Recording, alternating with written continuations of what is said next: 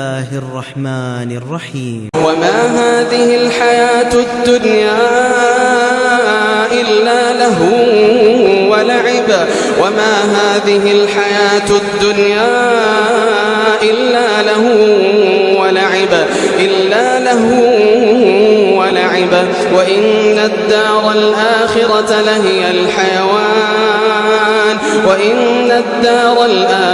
لهي الحيوان لو كانوا يعلمون.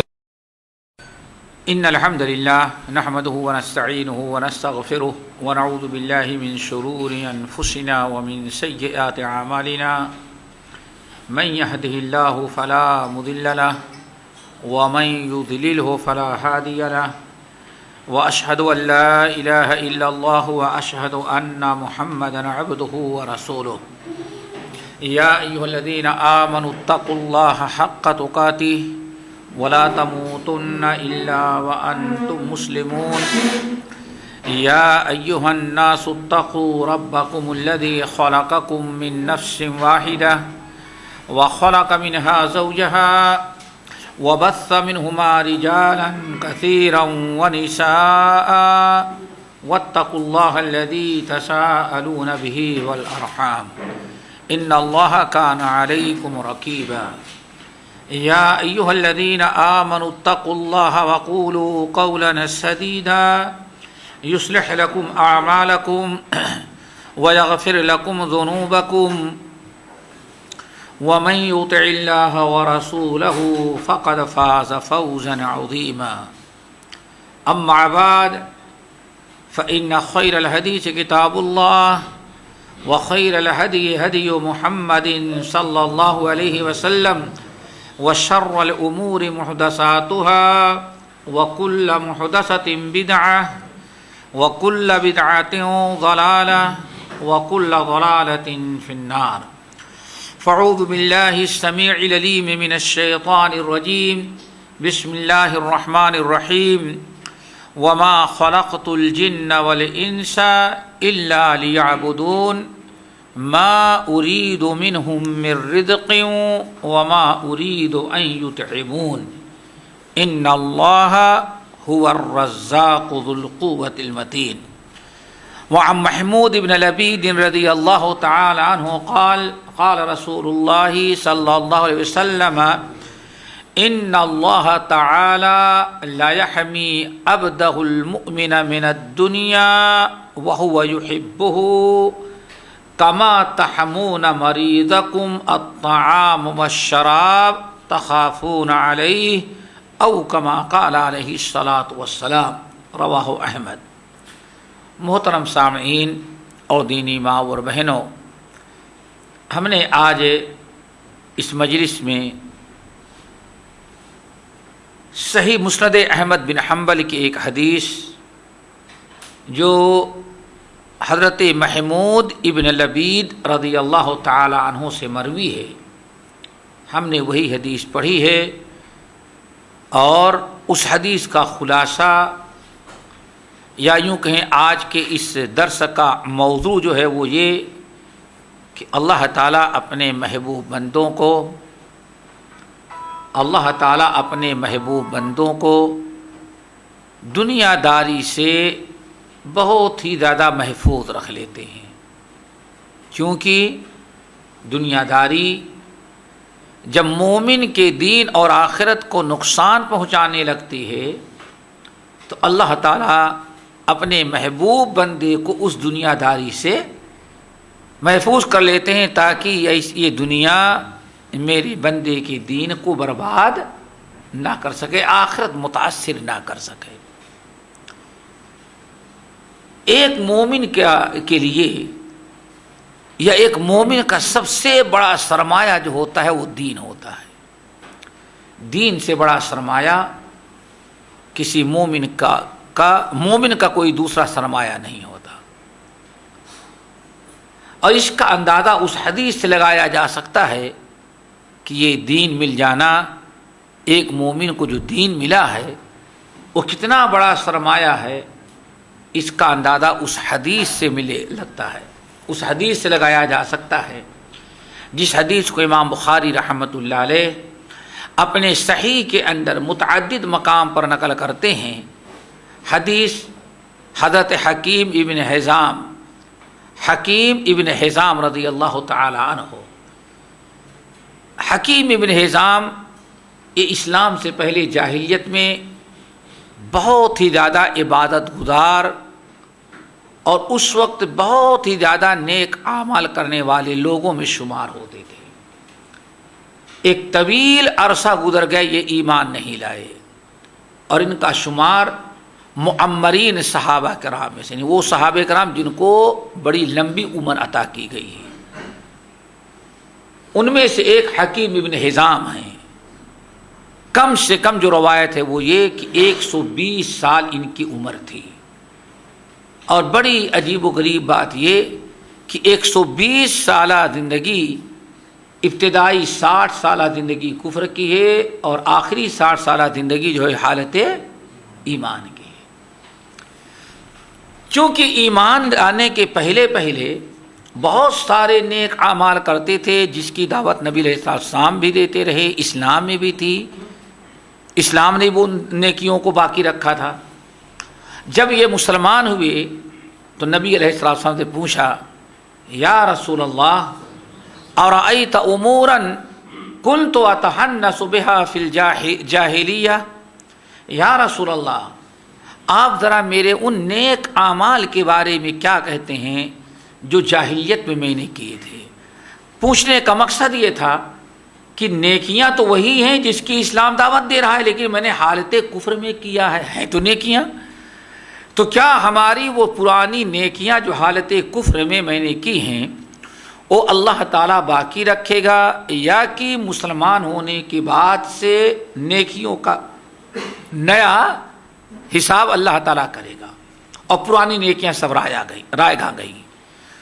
اس موقع پر رسول اللہ صلی اللہ علیہ وسلم نے ارشاد فرمایا، یا حکیم ابن حزام اسلمت علی ما اسلفت من خیر، تم اپنی پرانی زندگی کی پرانی نیکیوں کی فکر کر رہے ہو، کیا تم کو پتہ نہیں ہے اسلمت بما اسلفت من خیر، جو جاہلیت میں تم اتنے نیک اعمال کرتے تھے انہی نیک اعمال سے خوش ہو کر کے تو اللہ نے تجھے اسلام کی دولت سے نوازا ہے. بہت بڑی نعمت ہے ایمان کی نعمت. سب سے بڑا سرمایہ ہمارا ایمان ہے. اسی لیے ایک مومن کو کی سب سے بڑی ذمہ داری ہوتی ہے کہ اپنے دین اور ایمان کو سب سے زیادہ بچائے، دین اور ایمان کی سب سے زیادہ حفاظت کرے. جان مال آپ حضرات جانتے ہیں دین کی حفاظت اتنا بڑا فریضہ ہے کہ جان مال سب کچھ انسان کے لیے ضروری ہوتا ہے کہ دین کے لیے قربان کر دے. ہجرت کیوں کرنا فرض ہے؟ چونکہ بغیر ہجرت کے ایمان دین محفوظ نہیں رہتا. آپ صرف اندازہ لگائیں کہ ہجرت کتنا بڑا عمل ہے. ایک انسان ایسے علاقے میں رہتا ہے، ایسے شہر ایسے ملک میں رہتا ہے جہاں دین کی پابندی نہیں کر سکتا، شریعت کی پابندی نہیں کر سکتا، اسلام کے شعائر ادا نہیں کر سکتا، اپنے آپ کو مسلمان ظاہر نہیں کر سکتا. اس مومن پر اللہ تعالیٰ نے فرض قرار دے رکھا ہے کہ وہاں سے نکل کر کے ایسے علاقے میں ہجرت کر کے جائے جہاں اپنے دین اور ایمان کی حفاظت کر سکتا ہے. اب غور کریں کہ ہجرت کرنے میں کیا کیا انسان کو نقصان اٹھانا پڑتا ہے. ہو سکتا ہے کروڑوں کا بنگلہ بنایا ہو سکتا ہے کروڑوں کی پراپرٹی اور جائیداد ہو، ایک عرصے تک ساری زندگی وہاں گزاری ہے، لیکن ایمان کے لیے ان تمام چیزوں کا چھوڑنا بھی انسان پر واجب ہو جاتا ہے. جان اگر بھی دینی پڑ جائے تو جان دے دی جاتی ہے، لیکن ایمان پر آنچ نہیں آنے دیتا مومن. صرف اس بنا پر کہ ایمان سے بڑی دولت، دین سے بڑی دولت مومن کے نزدیک کوئی دوسری نہیں ہوتی. آخر شہید کیوں ہوتا ہے؟ کس لیے اس نے اپنی جان دی؟ صرف دین کی حفاظت کے لیے. جو دین عظیم ترین نعمتوں میں سے ہے، سب سے بڑا سرمایہ ہے، اور اس کی حفاظت بھی سب سے بڑی ذمہ داری ہوتی. اسی لیے نبی علیہ السلام کی اس حدیث پر غور کریں کہ آپ نے فرمایا جو انسان اپنے دین کی حفاظت میں قتل کر دیا جاتا ہے وہ شہید ہے. ومن قتل دون دینہ فہو شہید. اپنے دین کی حفاظت پر جو انسان قتل کر دیا جاتا ہے وہ شہید بن جایا کرتا ہے. اسی لیے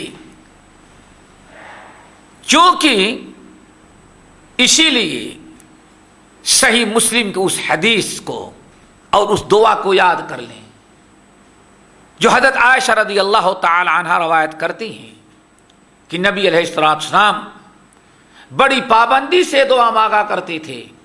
اللہم اصلح لی دینی الذی هو عصمت امری واصلح لی دنیایا التي فيها معاشی واصلح لی آخرتی التي فيها معادی واجعل الحیاة زیادة لی فی کل خیر واجعل الموت راحة لی من کل شر. یہ دعا یاد کر لیں. نبی علیہ السلام بڑی پابندی سے دعا پڑھا کرتے تھے. کیا ترجمہ ہے؟ اللہم اصلح لی دینی الذی هو عصمت امری. اے اللہ میرے دین کو درست کر دے جو ہمارے تمام معاملوں کی حفاظت کرنے والی ہے. انسان کی جان، انسان کی عزت، انسان کا مال، انسان کا عروج، انسان کی ترقی، ان تمام چیزوں کا دار و مدار کس پر ہے؟ دین پر ہے. انسان کا اگر دین درست ہے تو یہ ساری چیزیں، ان تمام چیزوں کا دروازہ کھلا ہے. اور اگر انسان کا دین خراب ہو جائے، برباد ہو جائے تو یہ ان تمام چیزوں کا دروازہ اس کے لیے بند. اسی لیے آپ کیا دعا مانگتے؟ اللہم اصلح لی دینی الذی هو عصمت امری. اے اللہ ہمارے دین کی حفاظت فرما، ہمارے دین کو درست کر دے جو ہمارے تمام معاملات کے حفاظت کا سبب ہے، تمام چیزوں کی محفوظ رکھنے کا ہمارے تمام چیزوں کی درستگی کا ذریعہ ہے. وَأَصْلِحْ لِي دُنْيَايَ الَّتِي فِيهَا مَعَاشِي. اور اے اللہ ہماری دنیا بھی درست کر دے جس کے اندر ہمیں زندہ رہنا ہے. کتنی پیاری دعا. وَأَصْلِحْ لِي آخِرَتِي الَّتِي فِيهَا مَعَادِي. اور اے میرے رب، اے اللہ میری آخرت بھی درست کر دے جہاں پلٹ کر کے ہمیں جانا ہے. وَاجْعَلِ الْحَيَاةَ زِيَادَةً لِّي فِي كُلِّ خَيْرٍ. اور اے اللہ ہماری زندگی کو سبب بنا دے ہر اچھے کام اور ہر نیکی کے زیادہ سے زیادہ اکٹھا کرنے کا ذریعہ سبب بنا دے. وَاجْعَلِ الْمَوْتَ رَاحَةً لِّي مِنْ كُلِّ شَرٍ. اور اے اللہ ہماری موت کو راحت کا سبب بنا دے ہر قسم کے شر اور پریشانی سے. اللہ تعالی ہماری ان دعاؤں کو قبول کر لے. تو اس دعا کو اس دعا کے بیان کرنے کا مقصد یہ تھا کہ تمام دنیاوی ترقی، عروج، جان، مال، عزت کی حفاظت کس پر موقوف ہے؟ دین کی درستگی پر. چونکہ سب سے زیادہ دین کو نقصان پہنچانے والی چیز جو ہے وہ دنیا کی محبت اور دنیا کی حرص، لالچ اور طمع ہے. یہ بھی یاد رکھیے گا. دنیا کی حرص، طمع، لالچ، یہی تمام یہ چیزیں ایسی ہیں جو انسان کے دین کو سب سے زیادہ نقصان پہنچانے والی ہیں. اسی لیے اس حدیث پر غور کریں جس حدیث کو صحابہ کرام رضوان اللہ علیہم اجمعین کی ایک بڑی جماعت نے روایت کیا ہے، جس میں حضرت کعب بن مالک ہیں، حضرت معن بن عدی ہیں اور دیگر صحابہ کرام ہیں. اور بڑی اہم حدیث ہے جس میں نبی علیہ السلام فرماتے ہیں ما ذئبانی جائعانی ما ذئبانی جائعانی ارسلا فی غنم بافسد رہا من حرص المرء علی المال والجاہ لدینہ او کما قال علیہ الصلوۃ والسلام. آپ نے ارشاد فرمایا کہ دو بھوکے بھیڑیے ہوں، دو بھوکے بھیڑیے، جوڑا ہو بھیڑیے ہوگا، دو بھوکے بھیڑیے ہوں، جنگل میں بکریاں ہیں، رات کا ٹائم ہے اور دونوں بھیڑیے بھوکے ہیں اور بکریوں کو ایک جگہ رکھ کر کے چرواہا رات کو اپنے گھر واپس آ گیا ہے. کتنی چیزیں ہو گئی؟ ایک بھیڑیا نہیں بلکہ دو ہے. دوسری چیز کیا ہے؟ دونوں بھیڑیے جائعان بھوکے ہیں، شدت کی بھوک لگی ہے. نمبر 3 رات کا وقت ہے. نمبر 4 بکریاں جہاں ہیں وہاں بکریوں کو چرواہا بھی نہیں ہے. رات کی تاریکی میں ان لاوارث بکریوں پر دو بھوکے بھیڑیے اگر آ جائیں تو آپ نے فرمایا وہ دونوں بھوکے بھیڑیے بکریوں کو اتنا نقصان نہیں پہنچا سکتے جتنا مال کی محبت اور حرص اور کرسی کی لالچ. اللہ تعالیٰ محفوظ رکھے. یہ کرسی مل جائے کوئی مشکل نہیں. دیکھیں بغیر الیکشن کے بغیر خرچے کی کرسی ملی ہے، اس کو کوئی نہیں چھینے گا. بلکہ کوئی ان سے بڑا آدمی آ جائے تو عزت سمجھیں کہ اپنی کرسی اس کے لیے چھوڑ دے. یہ کرسی جو بغیر مانگے آتی وہ بڑی عزت والی ہوتی ہے، اور جو یہ لڑ کر کے کھلا کر کے پلا کر کے آتی ہے وہ کرسی بڑی خطرناک ہوتی ہے. اللہ تعالیٰ اس کرسی سے سب کو بچائے، ورنہ دیکھ رہے ہو حشر کیا ہو رہا ہے. اللہ اکبر. آپ نے فرمایا دو بھوکے بھیڑیے ہوں، رات کا وقت ہے، بکریوں کا ریوڑ ہے اور بکریوں کا چرواہا بکریوں کو چھوڑ کر کے واپس چلا گیا ہے. وہ دونوں بھوکے بھیڑیے رات کی تاریکی میں بکریوں کو اتنا تباہ نہیں کر سکتے جتنا مال دولت دنیا کی حرص طمع اور کرسی کی لالچ انسان کے دین کو برباد کر دیتی ہے.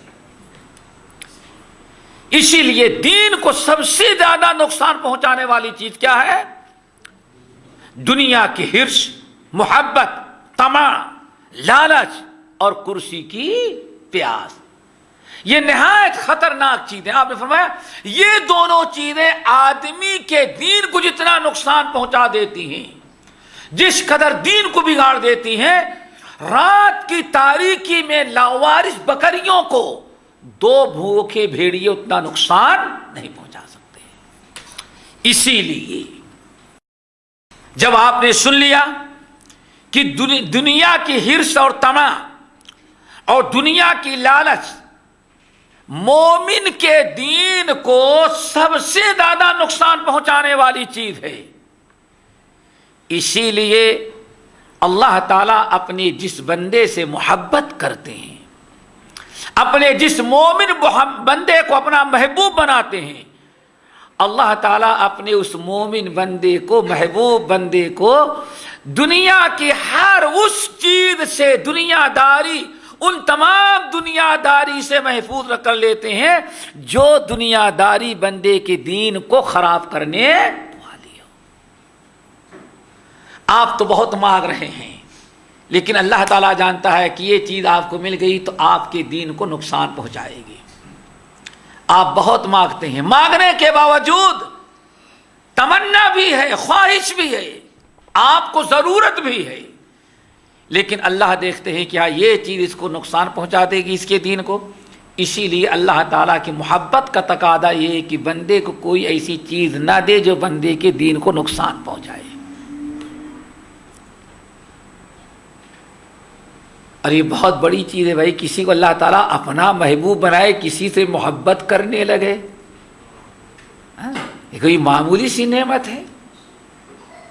پھر آپ جانتے ہیں، پھر اور سنو، نبی علیہ السلام نے بڑی پیاری تشبیہ دی ہے، وہ سننے کے لائق ہے۔ اللہ رب العالمین اپنے جس بندے سے محبت کرتے ہیں، جس بندے کو اپنا محبوب بنا لیتے ہیں، دنیا کی ہر اس چیز سے اس کو بچا لیتے ہیں، گرچہ بندہ چاہتا بھی ہے اس چیز کو، لیکن ہر اس چیز سے اللہ بچا لیتے ہیں جو چیز اس کو جنت کے اعلیٰ درجات سے محروم کر دے، دین کو نقصان پہنچائے، آخرت کو خراب کر دے۔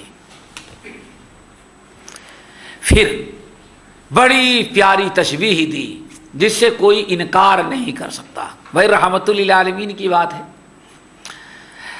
حضرت محمود ابن لبید رضی اللہ تعالیٰ عنہ کی حدیث، جو میرے مسند احمد بن حنبل اور امام احمد بن حنبل ہی کی کتاب الزہد سے میں نے نقل کیا۔ حدیث کے راوی ہے محمود ابن لبید رضی اللہ تعالیٰ عنہ۔ کہتے کیا ہیں، کتنی پیاری روایت، کہتے ہیں کہ میرے ان کانوں نے نبی علیہ السلام کو فرماتے ہوئے سنا کہ ان اللہ تعالی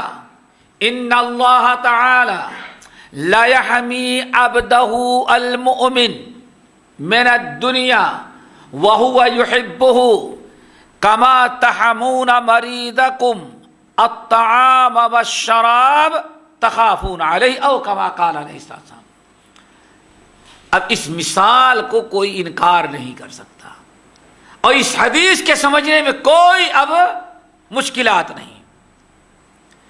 آپ فرماتے کیا ہے، اللہ تعالی، یا اللہ تعالی اپنے اس مومن بندے کو جس سے اللہ تعالی محبت کرتے ہیں، اپنے اس مومن بندے کو اللہ تعالی دنیا سے بچاتے ہیں، وَهُوَ يُحِبُّهُ، حالانکہ بندہ دنیا چاہتا ہے، اور اللہ تعالی بندے کو دنیا سے بچاتے ہیں۔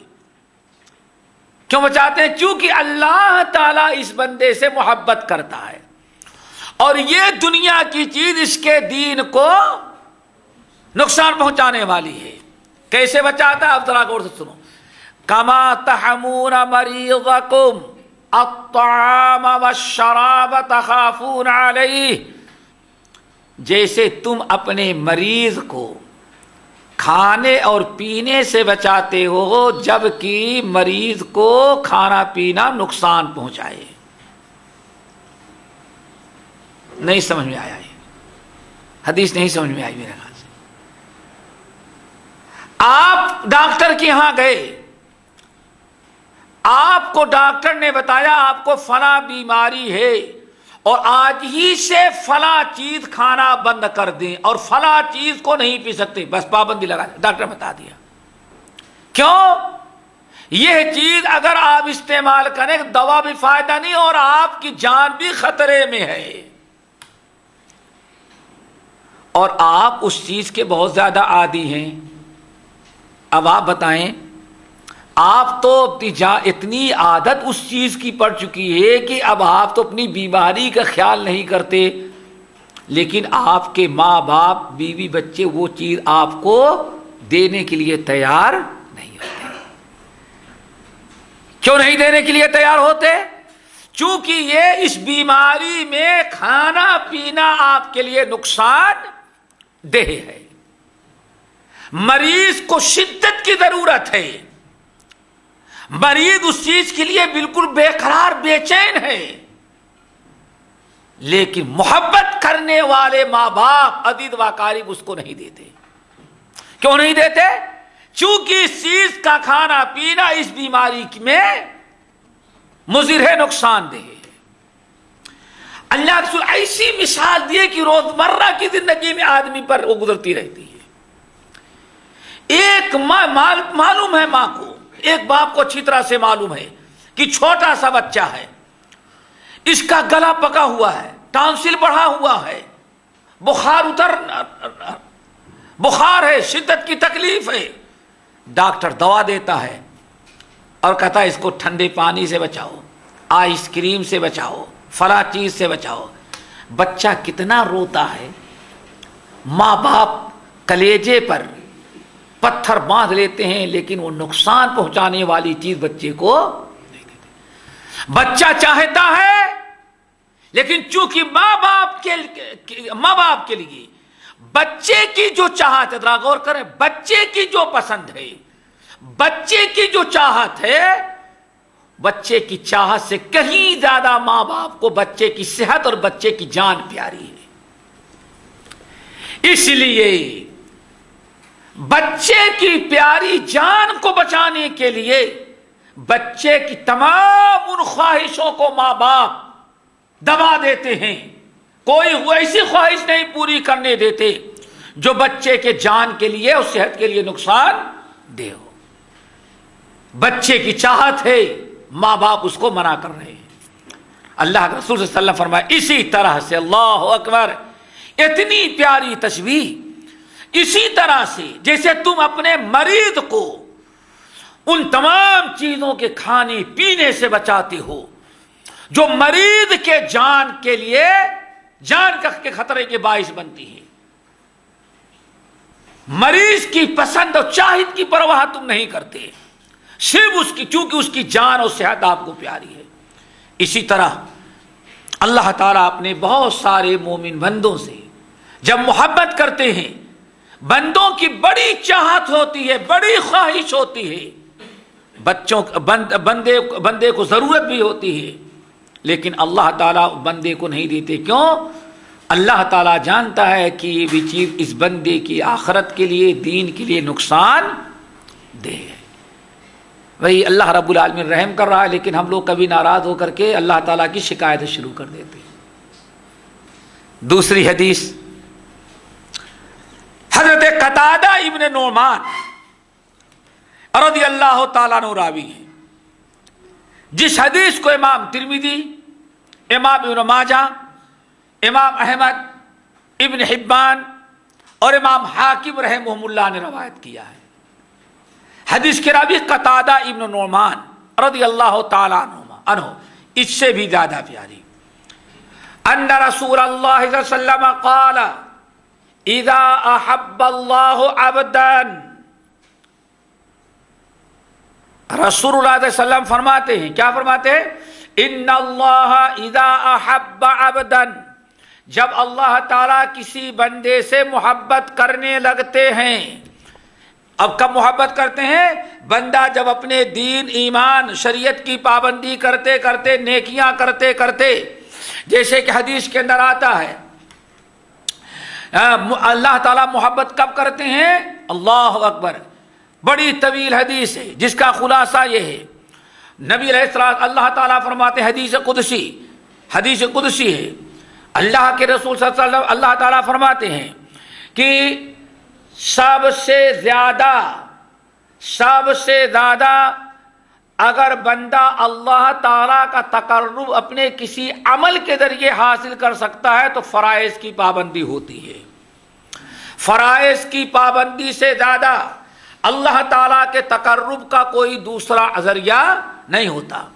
پھر وَلَا يَزَالُ عَبْدِي يَتَقَرَّبُ إِلَيَّ بِالنَّوَافِلِ، اور اللہ کے رسول اللہ تعالیٰ فرماتے ہیں، اور بندہ فرائض کی ادائیگی کے بعد لا يزال عبدی یتقرب الی بالنوافل، میرا بندہ نوافل کی پابندی کر کے برابر میرے قریب پہنچنے کی کوشش کرتا رہتا ہے، نوافل کی پابندی کر کے میری رضا اور خوشنودی حاصل کرنے کی کوشش کرتا رہتا ہے، یہاں تک کہ ایک دن اپنی نفلی عبادت کے ذریعے اس مقام تک پہنچ جاتا ہے کہ میں بندے کو اپنا محبوب بنا لیتا ہوں۔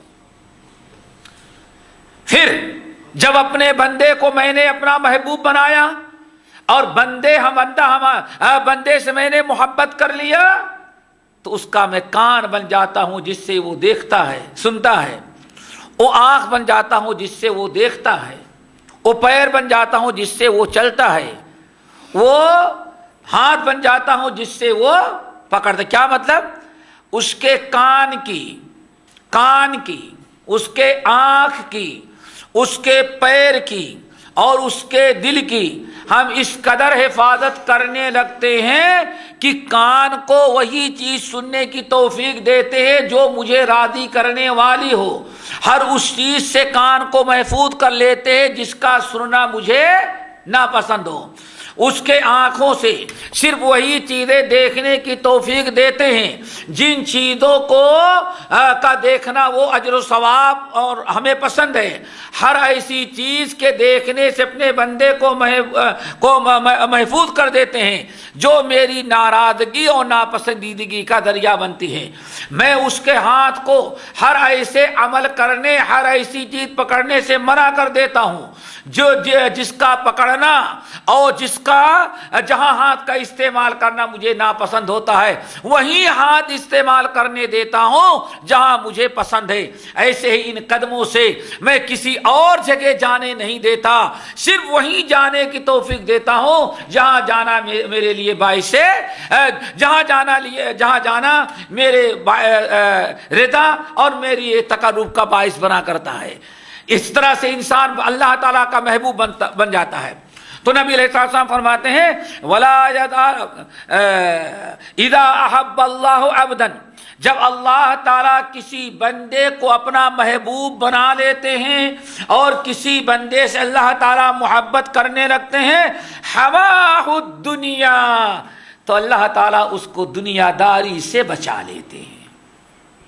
محبت کا بہت بڑا بدلہ کیا دیا؟ دنیا سے بچا لیا۔ کیا مطلب؟ کس دنیا سے؟ دنیا سے کہ ایسی چیزوں سے، ایسی دنیا داری سے جو دنیا داری اس کی عبادت میں خلل ڈال دے، اس کی آخرت کے درجات میں رکاوٹ بن جائے اور اس کے اجر و ثواب اور اللہ تعالیٰ کی رضا اور تقرب کا میں خسارے کا باعث بنے۔ ہر ایسی دنیا داری سے اس کو ہم بچا لیتے ہیں۔ اور کیسے بچاتے ہیں؟ کما یذل احدکم یحمی سقیمہ الماء، جیسے تم میں سے کوئی شخص اپنے مریض کو پانی سے بچاتا ہے جب ڈاکٹر کہہ دے کہ ہاں اس بیماری میں بچے کو پانی نقصان دہ ہوگا۔ تو یہ اللہ تعالیٰ کی محبت کا، اللہ تعالیٰ کی محبوبیت کا ایک ذریعہ ہوتا ہے اور ایک بدلہ ہے۔ اللہ تعالیٰ ہم تمام لوگوں کو ہر ایسی چیز سے بچائے جو دنیا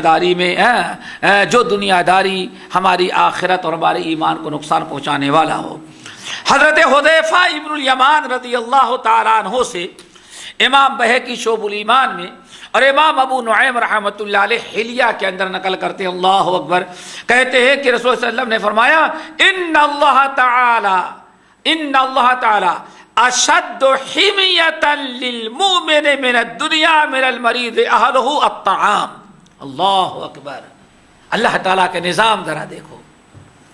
نبی علیہ السلام فرما رہے ان اللہ تعالی اشد حمیۃ، اللہ اکبر، للمؤمن من الدنیا من المریض اہلہ الطعام، تم میں سے ایک شخص جو اپنے مریض کو یا مریض کے اہل و عیال، مریض کے ماں باپ بیوی بچے، مریض کے کو نقصان پہنچانے والے کھانے پینے کی چیزوں سے جتنا مریض کو بچاتے ہیں، اللہ تعالیٰ اس سے بھی کہیں زیادہ اپنے مومن بندے کو دنیا داری سے بچا دیتے ہیں۔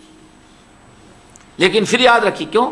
ماشاءاللہ یہ بھائی بیٹھے ہوئے دنیا کی ریل ویل ہوگی، یہ نہیں کہنے دنیا داری سے مراد کیا ہے؟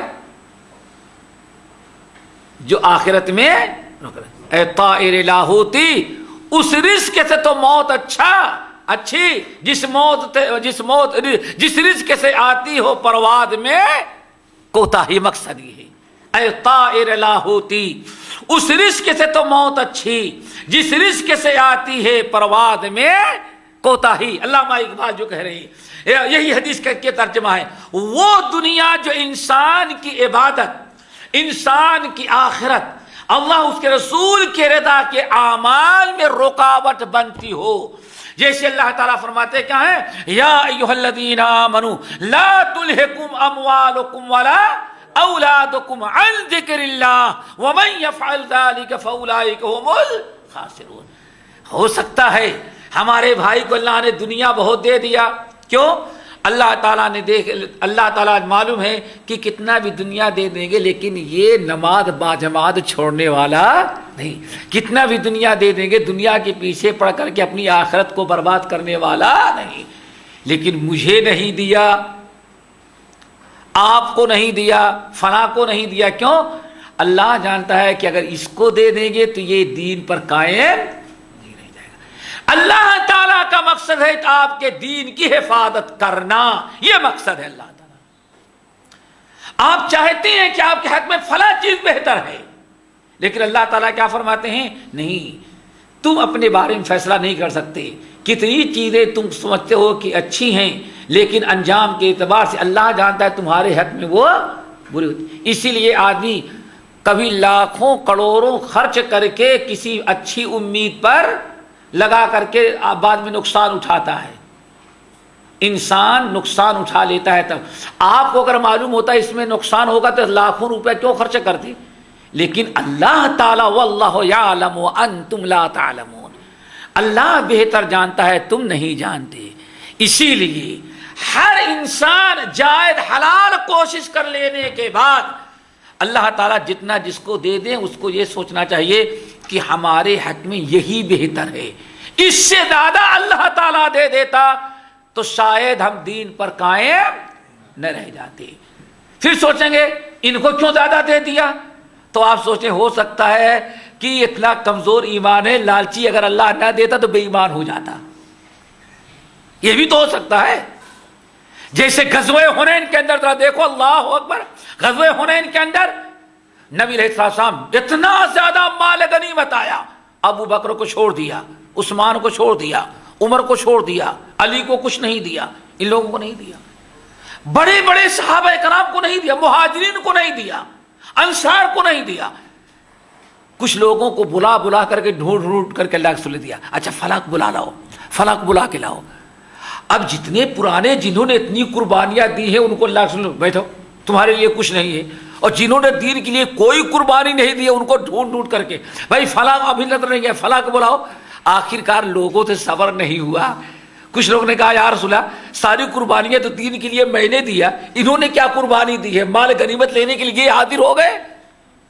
اللہ کے رسول نے کتنا پیارا جواب دیا، کہا مجھے اللہ نے بتا دیا، میں جانتا ہوں کتنے لوگ ایسے ہیں کہ اگر ان کو مال غنیمت نہیں دیں گے تو ڈر یہ ہے کہ اودھے منہ جہنم میں ڈال دیے جائیں گے، اس لیے اللہ کے حکم سے میں ان کو دے رہا ہوں تاکہ ایمان پر وہ قائم رہ جائے۔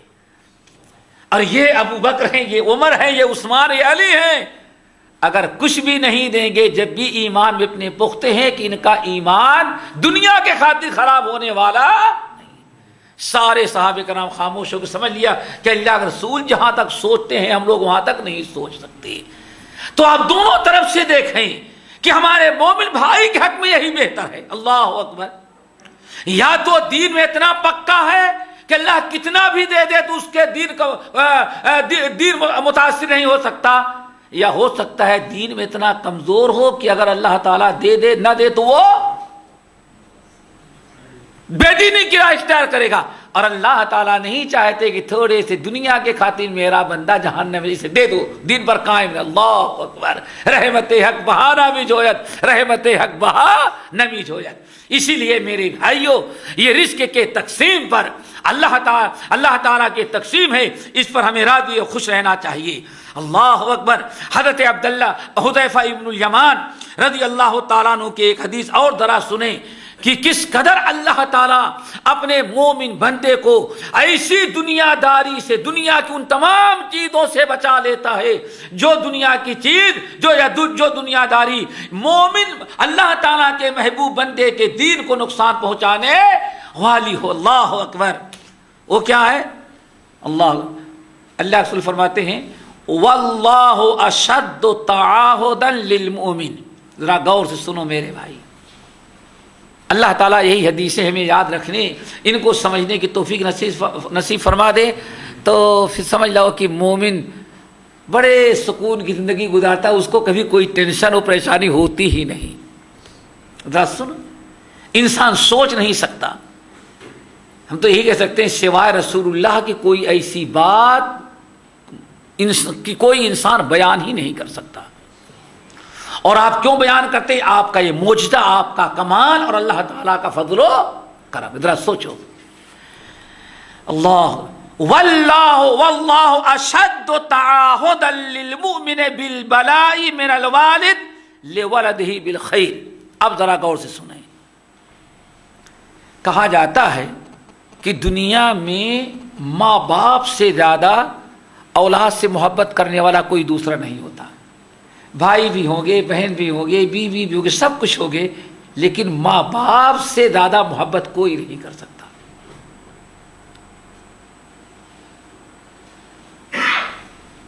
اور کتنی محبت کرتا ہے؟ ہم نے کئی بار سنایا، حماد رحمۃ اللہ علیہ کے پاس سفیان ثوری آئے عیادت کے لیے، تو حماد رحمۃ اللہ علیہ نے سفیان ثوری گئے عیادت کے لیے، تو سفیان ثوری کہتے ہیں حماد ذرا بتاؤ میرے بارے میں کیا خیال ہے، میں اسی حالت میں مر گیا تو مجھے جنت ملے گی کہ نہیں ملے گی؟ اللہ اکبر! ہاں، جنت ملے گی کہ نہیں ملے گی؟ ہمیں ملے گی ہمیں کہ نہیں؟ اللہ تعالیٰ کہیں ایسا نہ ہوتا سخت حساب کتاب لے۔ کیا سوچ رہے ہو تم؟ بہت ہی زیادہ پریشان تھے۔ اللہ اکبر! تو قصہ بیان کر رہے تھے، لیکن امام حماد نے کہا سفیان میں تمہارے بارے میں تو کچھ نہیں کہہ سکتا، میں اپنے بارے میں کیا سوچتا ہوں بتا دوں؟ سفیان تو بستر پڑے ہوئے مرنے والے، تو پریشان، کہا اچھا بتاؤ۔ حماد نے کہا کہ سفیان سنو، اگر قیامت کے دن اللہ تعالی ہم کو بلائے اور کہے حماد تم نے دین کی اتنی خدمت کی ہے، ہمارے نبی کی اتنی حدیثیں پڑھی پڑھائی سنی سنائی ہیں کہ آج میں تجھ سے اتنا زیادہ خوش ہوں کہ آج تجھے میں اختیار دیتا ہوں، یہ تیرے زندگی بھر کے نامے اعمال ہیں، چاہو تو میں تمہارے حوالے، تم کو تمہارے ماں باپ کے حوالے کر دیتا ہوں، اور تمہارا حساب کتاب تمہاری ماں لے کر کے، تمہارے باپ لے کر کے، نتیجہ ہم کو بتا دے کہ تم جنت کے ہو لائق ہو یا جہنم کے، جنت کے کس اعلیٰ درجے کے تم مستحق ہو۔ ہم فیصلہ کس کے حوالے کر دیں؟ تمہارے ماں کے یا تمہارے باپ کے، اور اگر چاہو تو میں حساب لوں تمہارا، تمہیں اختیار ہے، تمہیں اختیار ہے، کیا پسند کرتے ہو؟ میں لوں کہ تمہارا حساب کتاب تمہاری پیاری ماں اور تمہارے پیارے باپ کے حوالے کر دیتا ہوں، ماں باپ جو فیصلہ کر دیں گے میں قبول، وہی اسی پر تمہیں جنت کا وہ مقام دے دوں گا۔ تو سفیان تو یہی کہتے نہیں نہیں بالکل میں ماں کے حوالے، لیکن حماد کیا کہتے ہیں؟ حماد سفیان یاد رکھو، اللہ کی قسم اگر اللہ مجھے یہ اختیار دے گا تو میں کہوں گا اللہ نہیں، ماں باپ کے حوالے میرا حساب کتاب نہیں کر، اپنے حساب ذمہ کر لے۔ اللہ پوچھے کیوں؟ ارے ماں جس نے پیٹ میں رکھا، 2 سال دودھ پلایا، گودوں میں رکھا، ماں سے زیادہ رحم کون کرے گا؟ تو میں کہوں گا اللہ تعالیٰ ماں بڑی مہربان ہے، لیکن قسم کا آپ کی قسم کھا کے کہتا ہوں آپ ماں سے بھی زیادہ مہربان مجھ پر ہوں گے، اس لیے ماں کے بجائے آپ میرا حساب کتاب لے لیں۔ اللہ اکبر! ماں اللہ اتنا رحم کرنے والا، ارحم الراحمین۔ لیکن سنو حدیث، حذیفہ بن الیمان رضی اللہ تعالیٰ عنہ کیا کہتے ہیں؟ اللہ اکبر! واللہ اشد حمیۃ للمؤمن واللہ اشد تعاہدا للبلاء بالمؤمن للمؤمن بالبلاء۔ ایک ماں باپ، ذرا سوچو غور سے سنو، ایک ماں باپ اولاد کے حق میں، اولاد کے ترقی، اولاد کی صحت، اولاد کی اولاد، اولاد کے اچھے رشتے، پتہ نہیں ماں باپ اپنی اولاد کے بارے میں کتنی کتنی تمنائیں اور کتنی کتنی خیر کی دعائیں کر ڈالتے ہیں۔ ماں سے زیادہ اولاد کے حق میں کوئی دعا نہیں کر سکتا، کہ کر سکتا ہے کوئی؟ اسی لیے علامہ اقبال کی والدہ کا جب انتقال ہوا، جب وہ لندن میں تھے تو اپنی ماں کے مرنے پر جو انہوں نے نظم لکھی تھی اس کا ایک حصہ یہ تھا، اللہ اکبر، خاک مرکت پر تیری لے کر یہ فریاد آؤں گا، اب دعائے نیم شب میں کس کو میں یاد آؤں گا۔ سب رات بھر سوتے ہیں، میں ایک ایسی مخلوق ہے کہ رات کو اٹھ کر کے اولاد کے حق میں دعائیں کرتی، اپنے سے زیادہ اولاد کے حق میں دعائیں کرتی۔ خاک مرکت پر تیری لے کر یہ فریاد آؤں گا، اب دعائیں نیم شب میں کس کو میں یاد آؤں گا۔ سارے رشتے دار تو سونے والے ہیں رات بھر، ایک بڈھی ماں تھی، میں لندن میں، وہ سیال کوٹ میں، ساری رات تہجد کی نماز پڑھ کر کے اپنی دعاؤں میں مجھے رو رو کر کے جو یاد رکھتی تھی، اب وہ ماں تو قبر میں چلی گئی، اب کوئی ہمیں دعاؤں میں رات کی تاریکی میں تہجد کی نماز میں اب کوئی ہمارے حق میں دعا کرنے والا باقی نہیں رہ گیا۔ خاک مرکت پر تیری لے کر یہ فریاد آؤں گا، اب دعائے نیم شب میں کس کو میں یاد آؤں گا۔ اللہ اکبر۔ لیکن نبی علیہ السلام فرماتے ہیں ایک ماں، ایک باپ اپنی اولاد کے حق میں جتنے خیر اور بھلائی اور بہتری کی فکر کرتی ہے، اللہ تعالی جس بندے سے محبت کرتے ہیں اس بندے سے کچھ گناہ ہوتا ہے تو ماں باپ جتنا بھلائی کا خیال رکھتے ہیں، اللہ تعالیٰ اس اپنے محبوب بندے کو بلا میں مبتلا کرنے کی زیادہ فکر رکھتا ہے۔ کیوں فکر رکھتا ہے؟ کہ اس بندے نے فلاں گناہ کیا، ہمارے یہاں عدل و انصاف ہے، گناہ کی سزا ہے، لیکن اس پر کوئی بلا ڈال دیں گے، بلا میں صبر کرے گا تو اس بلا کی برکت سے اس کی غلطی گناہوں کو معاف کر دوں گا۔ میرے بھائی، آپ کا کپڑا گندا ہو جائے، کپڑا میلا کچیلا ہو جائے تو اس کا سب سے بڑا قیمتی بہترین سے بہترین معمولی قسم کا کپڑا تم نے پہنا ہے، اگر گندا ہو جائے تو شاید اس کو اٹھا کر کے کیا کرو گے؟ پھینک دیے، نیا خریدے۔ کیوں؟ وہ تھرڈ کلاس کا ہے، اس کے پیچھے محنت کیا کرنی ہے۔ لیکن کپڑا بہت قیمتی ہو، وہ گندا ہو جائے تو کپڑے کو پھینکنے کے بجائے اس کو سب سے پہلے کہاں لے کے جاؤ گے؟ اور کیا کہتے ہیں مغسلہ کو، کیا کہتے ہیں بھائی؟ لانڈری۔ وہ بھی آرڈنری نہیں بلکہ خاص اسپیشل ہونی چاہیے۔ واہ اکبر۔ کیوں؟ قیمتی کپڑا ہے، اس کے اندر گندگی، وہ گندا ہو گیا تو اس کو صاف کر دیا جائے۔ ایک انسان جس سے اللہ تعالی محبت کرتے ہیں، اگر اس کے نام اعمال میں فرشتوں نے کچھ گناہ بھی نوٹ کر لیے ہیں، اللہ نہیں چاہتا کہ میرے محبوب بندے کے نام اعمال میں کوئی گناہ ہو۔ ماں باپ صرف خیر کی دعا کرتے ہیں، اللہ خیر بھی دیتا ہے، اور اگر کوئی تکلیف دہ چیز، کوئی نقصان، ایمان کو نقصان پہنچانے والی کوئی برائی، کوئی عمل ہو جائے تو اللہ تعالیٰ فوراً کوئی نہ کوئی سزا کے طور پر گناہ کو معاف کرنے کے لیے کوئی بلا، کوئی آفت، کوئی مصیبت نازل کر دیتے ہیں تاکہ فوراً آپ کے نام اعمال سے گناہ ختم کر دیا جائے۔ اللہ تعالیٰ ہم تمام لوگوں کو ہر ایسی چیز سے بچائے جو ہمارے دین اور ایمان کو نقصان پہنچانے والی ہے۔ میرے بھائیوں، پھر ہم کہیں گے ہم مومن ہیں، ہمارے نزدیک ہمارا سب سے بڑا سرمایہ دنیا اور آخرت میں عروج و ترقی کا ہے، اور ہمارے زندگی کا سب سے بڑا سرمایہ اگر ہمیں فلاح اور ہماری نجات کا ہے تو ایمان کی حفاظت ہے۔ خالص ایمان ہو اور ایمان کو ہر اس چیز سے بچایا جائے جو ہمارے ایمان کو نقصان پہنچانے والا ہو، اور اللہ تعالی ہم تمام لوگوں کو اپنے ان محبوب بندوں میں شامل کر لے کہ جن کے دین اور ایمان کے اللہ تعالی حفاظت کرتے ہیں، جیسے ان حدیثوں کے اندر بیان کیا گیا۔ امام بہقی رحمۃ اللہ علیہ، عجیب امام بہقی رحمۃ اللہ علیہ نقل کرتے ہیں کہ رسول اللہ صلی اللہ علیہ وسلم نے ارشاد فرمایا ان اللہ لا یحمی عبدہ المؤمن کما یحمی الراعی غنمہ عن مراتع الحلقۃ، اللہ کما قال علیہ السلام، نبی علیہ السلام اللہ تعالیٰ کا معاملہ ذرا دیکھو، ایک اور بڑی پیاری تشبیہ دی۔ اللہ تعالیٰ جس مومن بندے سے محبت کرتے ہیں، جس مومن بندے کو اپنا لیتے ہیں اور جس مومن بندے کو محبوب بنا لیتے ہیں، اللہ تعالیٰ کس قدر اس کو ہر ایسی چیز سے محفوظ رکھتے ہیں، دنیا داری دنیا کی ہر ایسی چیز سے محفوظ رکھتے ہیں جو اس کے دین کو نقصان پہنچانے والی، اس کے آخرت کو خراب کرنے والی ہو۔ ایک بڑی پیاری اور تشبیہ دی ہے آپ نے، فرمایا ان اللہ لا یحمی عبدہ المؤمن کما یحمی الراعی غنمہ عن مراتع الحلقۃ او کما قال علیہ السلام۔ آپ نے فرمایا ایک چرواہا ہے، بکریاں چراتا ہے، جانور چراتا ہے، چرواہے کی ذمہ داری کیا ہوتی ہے؟ چرواہا کیا کرتا ہے؟ چرواہا اپنے جانوروں کو کسی ایسی چراگاہ میں نہیں لے جاتا جہاں جانور کو کوئی خطرہ محسوس ہو۔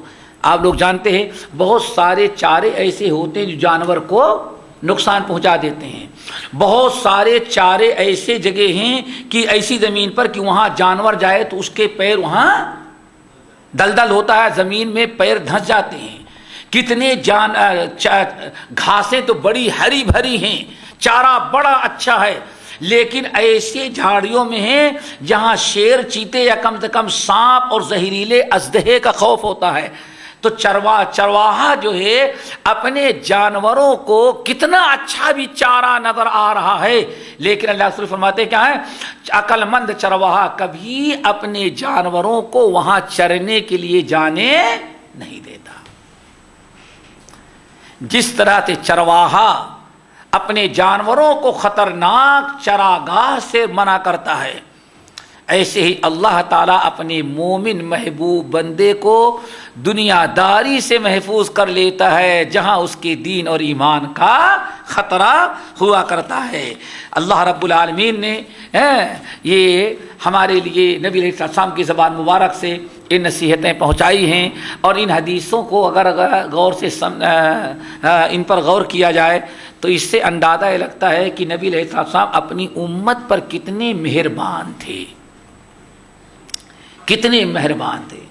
روزے نماز کو بھی بتا دیا، زکوٰۃ کو بھی بتا دیا، حج کو کے مسائل بھی بیان کر دیے، یہاں تک کہ ایک مومن کو، مومن کے دین اور ایمان کو کیا کیا چیزیں فائدہ پہنچانے والی تھی وہ بھی بیان کر دیا، اور ہر اس چیز سے مومن کو آگاہ کر دیا جو مومن کے دین کو نقصان پہنچانے والی تھی۔ یہ رحمت للعالمین کی شان ہے، اور اس دعا کو یاد کریں جہاں جس کے متعلق نبی علیہ السلام نے جو میں نے شروع بیان کی ہے کہ جو نبی علیہ السلام دین کی حفاظت کی دعا کرتے تھے، اللہم اصلح لی دینی الذی ہوا عصمت امری واصلح لی دنیای التی فیہا معاشی واصلح لی آخرتی التی فیہا معادی واجعل الحیات زیادۃ لی فی کل خیر واجعل الموت راحۃ لی من کل شر۔ یہ 5 چیزیں ہیں جن کی دعا نبی علیہ السلام مانگتے تھے۔